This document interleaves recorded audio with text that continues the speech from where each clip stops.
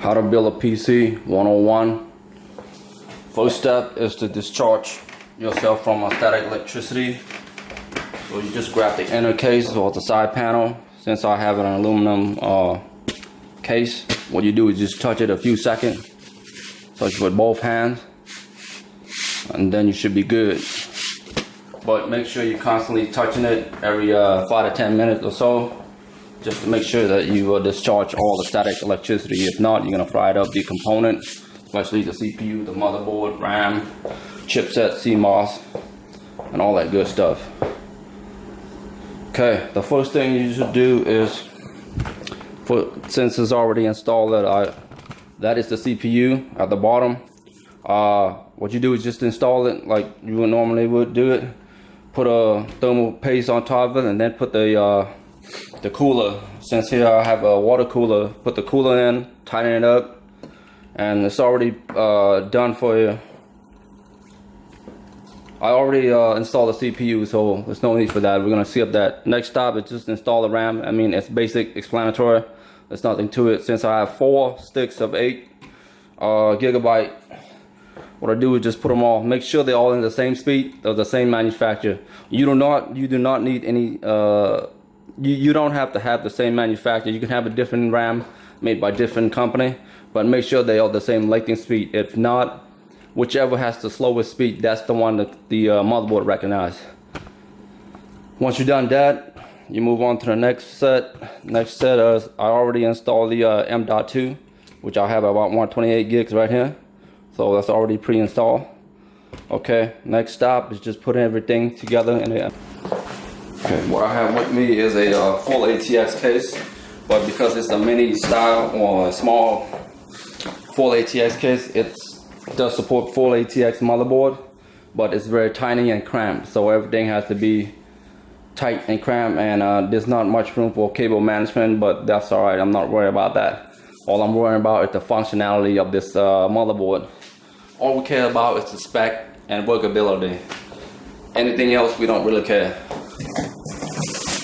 So I'm gonna take that out. Make sure to be gentle with this. We don't want to drop it. Place them upside down like so. Take that box out. Take the foam out. Take that out. You can read the manual, but it's useless. I mean, you can go ahead and do it. You're a beginner, but for my case, it's pretty much self-explanatory. There's nothing fancy about putting everything together. It's pretty much plug and play. There's not much intelligence required. All it is just hard work. It's just physical work. The way you can tell is when you look at the bracket in the back, you see it has 7 slots, right? 1, 2, 3, 4, 5, 6, 7, which means it's full ATX. If you see 3, I believe it's 4. If you see only 3 slots in the back, which means you can only have a mini ATX. And anything less than 3 or 4 is probably an ITX case. You have ATX, BTX, CTX, LTX, ITX, and there's one more. It's called a backplane board. You normally see that in a big server such as like Google data center, or you see the smaller board, which is not really called a motherboard, but it's called a daughter board. You see that in iPhone, Android phone, Samsung, pretty much any other smartphone is pretty much considered a daughter board.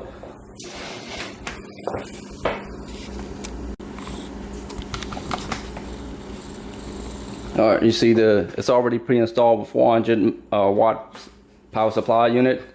We're not going to use this. That's not enough power to power up my GPU. What I'm going to do is I'm going to take this out and put it in a 650 watt. So let's get started. See all these 4 holes, 4 screws. Take these out and you should be able to take the PSU out.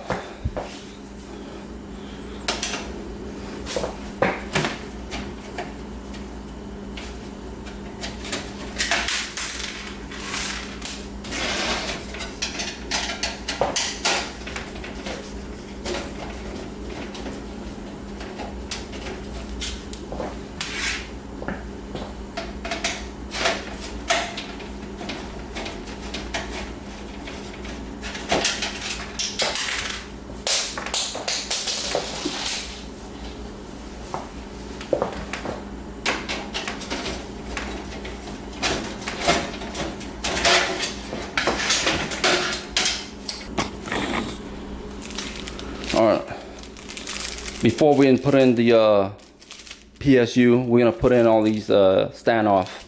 You got screw and then standoff. These are the regular old conventional standoff, which you don't even see these anymore in the newer motherboard. It looks like that. Nothing but plastic, but this will do for now. But I do have my I do have the modern kind of standoff. It looks like so. It has a copper to it, copper feeling to it. Excuse me, copper color to it. So I don't know, you can barely see it, but okay, let's get started. Okay, what we're gonna do is we're gonna put all these standoff inside the case. So just line up where the motherboard holes going into the ATX case and put them all in. Okay, I put all the standoff inside. You can see here 1, 2, 3, 4, 5, 6, 7, 8, 9. 3 at the bottom. So 1, 2, 3, 4, 5, 6, 7, 8, 9. Next up is to put in the motherboard inside the ATX case. Make sure they line up with the holes on the motherboard and the standoff on the ATX case, and tighten them all down. Not too tight. Make sure it's hand tightened. As you can see, the motherboard is already installed. So next up, we're gonna put in the PSU. Optical drive or the Blu-ray drive will be up here, and then the hard disk HDD is gonna be right there. There you go. There's a Blu-ray drive, so you can see it's upside down. So Blu-ray is gonna go in like so. Make sure you tighten that up, and you'll be good. Just to make sure that the optical drive flush in, make sure you put in the cover back on and then line them all up. See, right now it's lined up. Once it's lined up evenly, you got 2 screwed holes in the sides, left and right. So screw them both in. 24 pin power connector. It goes into the 24 pin on the motherboard. Put them like so.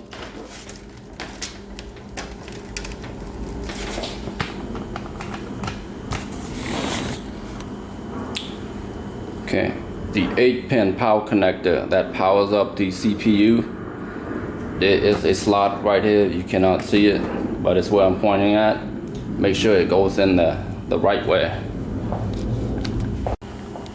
Okay, next things we're gonna do, we're gonna connect the power switch cable to the adapter, and then we're gonna put it into the motherboard. Now, in the modern motherboard, they come with these adapters, but sometimes you don't have them, but you don't need them. They're not necessary. As long as you follow the diagram on the motherboard manual, you should be good. But how you put these in is the self-explanatory, and they go in like so. So they go in like, and you look at them. Each one has a label on it. So we'll go step by step. This is the power switch. Locate the power switch on here. The order in which you put them, it does not matter. You can go in like so, or you can go reverse. It does not matter for the power switch. It makes no difference how you put it. Okay, next stop. Reset button. That is the reset button. The same thing. The reset switch, and put it in.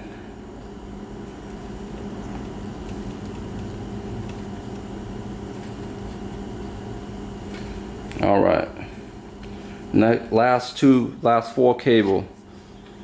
You have power LED minus and power LED positive. These two, they do matter because LED is nothing but light. It's light emitting dial, and lights only travel in one direction. So make sure you read the label on the diagram carefully before you put them positive to positive, negative to negative. So find it on here. It says something like PLED. So you put in the negative with the negative and the positive with the positive. I don't know if you can see it, but it's too small to even see it. There you go. So negative with the negative, negative, negative, and then positive to positive.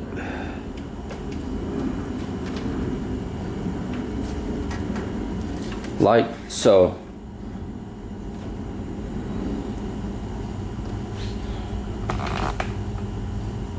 There we go. Negative to negative, positive to positive. Last cable is the HDD LED. That also matter. Put the negative to negative and positive to positive. So find it on here and then put it in exact same way. The order does matter, and that's how you do it. That's pretty much it. And then from there you plug this into the motherboard and you should be all set.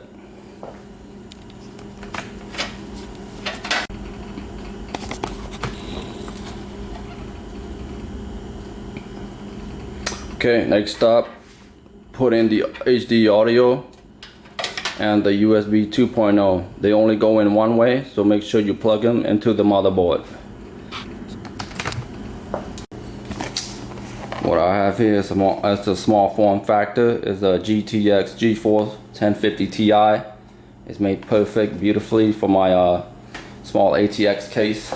The GPU is already installed, and there's no usually there's a 6-pin power supply cable you have to hook up to, but because this one is a small form factor, it doesn't require any power at all. So next stop is just to turn on the PC and let's see what happened. So everything is done. We'll power it on and we'll see any post beep test if we see it, and then we see the bio and then we hear the sound, which means it's good.